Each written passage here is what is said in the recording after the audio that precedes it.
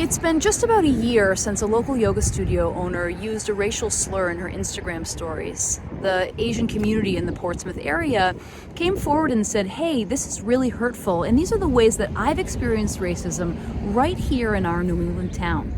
The response from the yoga community was, she didn't mean it, and she's a good person, and give her the benefit of the doubt. I'm sure she's going to grow from this experience. And in response, that yoga studio owner doubled down on the racial slur and said she got to use that word because she looks like a racial slur. Here we are a year later. We've had lots of meetings. We've tried to plan trainings.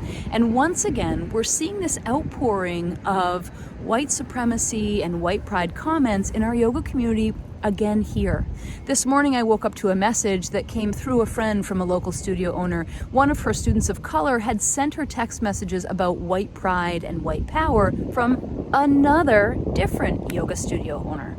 She wasn't sure what she should do, and when she presented that information to the Well on Facebook, the overwhelming response was, don't get involved. You don't know who she's connected to. This could have a negative impact. They could kick back, and they could try to hurt your yoga studio. This is a perfect example of where we have to take our role as allies and as anti-racists seriously. When people on the internet asked you this spring, are you just going to post a black square one day and then not do anything about it? This is the moment to stand up and to shine, because this behavior is not okay. If white people are known for anything in the yoga community, it is being known for being skinny and flexible and spiritual bypassing. If you're practicing the practice of yoga, a deeply profound and life-changing practice, and it is not filtering from that yoga room into the rest of your life, you're missing out on one of the most powerful, important, and transformational aspects of the yoga. We don't just get to say love and light and everything is okay.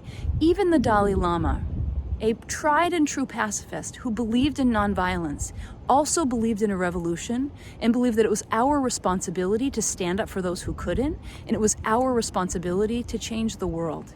If you're unfamiliar with the term, spiritual bypassing a lot of times comes in t-shirts that say positive vibes only or love and light.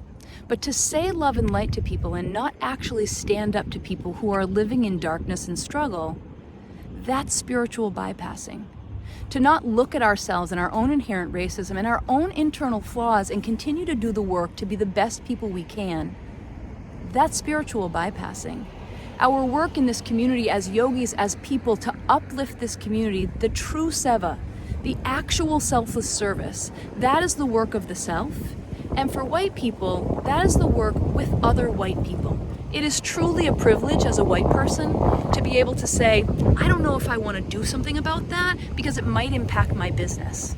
Because our friends and our community members of color, they don't have that opportunity. We traveled up Maine and saw a lot of racist signs this year, and my husband said to me, God, are we gonna get beat up for having Black Lives Matter signs on our truck? And it doesn't really matter, because I may be able to take off a sticker that I put on, but my niece doesn't get to take off her skin color. A student asked me last week if I thought that it was going to offend people that we were flying a Black Lives Matter sign in the studio. And to be perfectly honest, if you're offended by the concept that Black people's lives are not disposable and that their experience in our country doesn't actually matter, then you're not someone who is safe enough to walk through our doors. Because our doors are a place of healing, they are a place of therapy, and they are a place of safety for everyone. And I will kick anybody out of the studio who doesn't uphold the same values that we do, of healing, of trust, of integrity, of community. I truly believe that the last thing that we need is another group of white women going to tea to talk about racism. We need to be the kind of people that our BIPOC community needs us to be. The kind of people who speak up, the kind of people who stand up, especially if you're someone who that feels really scary to you. If you've stood by, if you've been an observer, if you have been afraid to say something in the past, this is the stuff that really matters. To be the kind of person that you ultimately want to be on the inside. And for our yoga community, I ask every single one of us to take a moment just today, spend 2 minutes thinking, how have you internalized this practice into yourself and into your life? And how can you make our community a better and a safer place to live for everyone?